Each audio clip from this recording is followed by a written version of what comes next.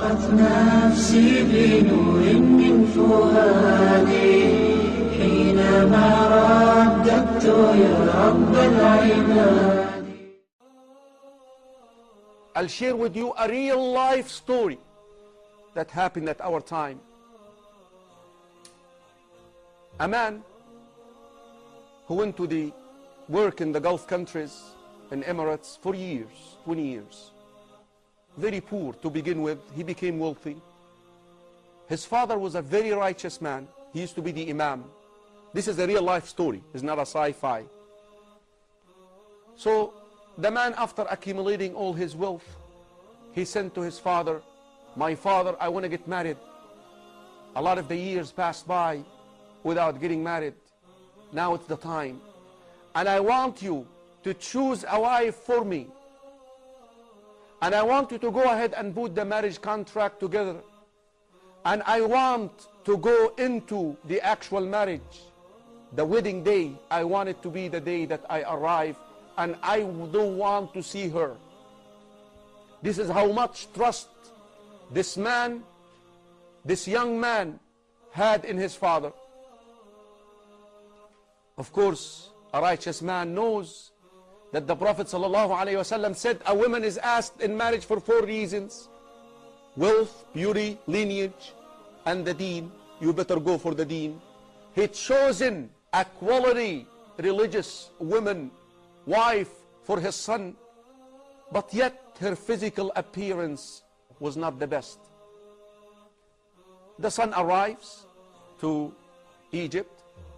At the airport, he's picked up and he is taken to his wife, who was wearing a veil, and then basically he got into the room with her alone. As soon as she unveiled herself, he became shocked. He became shocked. This is the wife that my father chose for me? She's not beautiful. She's not beautiful. He became so depressed. Here I am coming after all these years, so excited, so excited. He became so depressed. So he slept.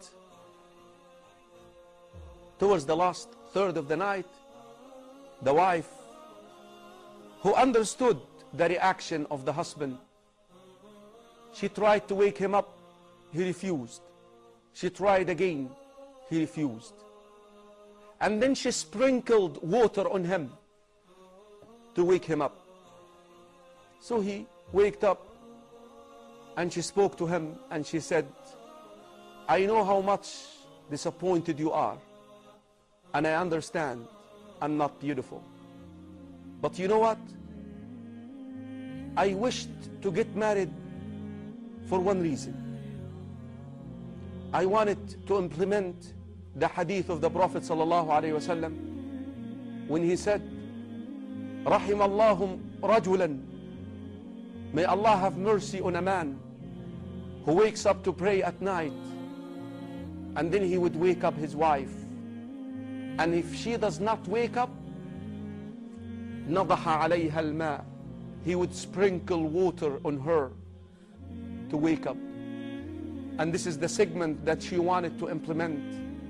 وَرَحِمَ اللَّهُ امْرَأَةً, a wife, and may Allah subhanahu wa ta'ala have mercy on a woman, grant his mercy to a wife who wakes up to pray tahajjud at night, and she wakes her husband up to pray with her, and if he does not wake up, she sprinkles water in him. Wallahi, I'm so grateful to you that you granted me that wish. I wanted to implement that hadith so much, and I was a little bit hopeless that I will get married because I know I'm not beautiful. Can you please now fulfill the rest of this hadith with me? Can you wake up and just lead me in salah, pray tahajjud with me? He waked up and he led her in salah.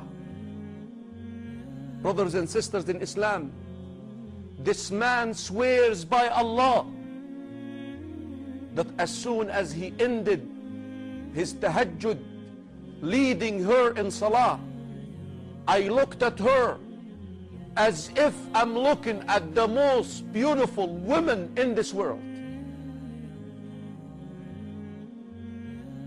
That's the way it goes, akhi. Don't be deceived by all these soap operas and movies. The love gets to the heart because of Allah. Allah can make you love your husband, but you and your husband obey Allah. Lead your wives in salah. Have your husbands lead you in salah at night. This family, brothers and sisters in Islam, they have grandchildren who memorize the Quran, and they are students of knowledge, and some of them are about to be scholars of this ummah. Brothers and sisters in Islam, don't compromise nor test the commands of Allah. If you want to live happily, like they say in the movie Ever After, marriage is a tough institution. Enough that shaitan every day places the crown on the head of a shaitan who separates a husband and wife. You need a good partner for the mission, and the quality that you must seek: righteousness and piety. And if you do, you will get the best of this dunya, and bi'idhnillahi ta'ala, you will be with your reformed husband and reformed wife, azwaj al-mutahhara, purified spouses in Jannah.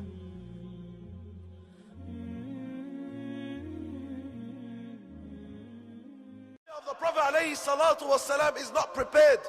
The Nabi alayhi salatu wasalam had 313 soldiers, while the disbelievers had 1,300. The Nabi sallallahu alayhi wasallam had 2 horses in his entire camp, while the disbelievers had over 200 horses. The Nabi sallallahu alayhi wasallam had 70 camels for 313, while the disbelievers of Quraysh had over 1,000 camels.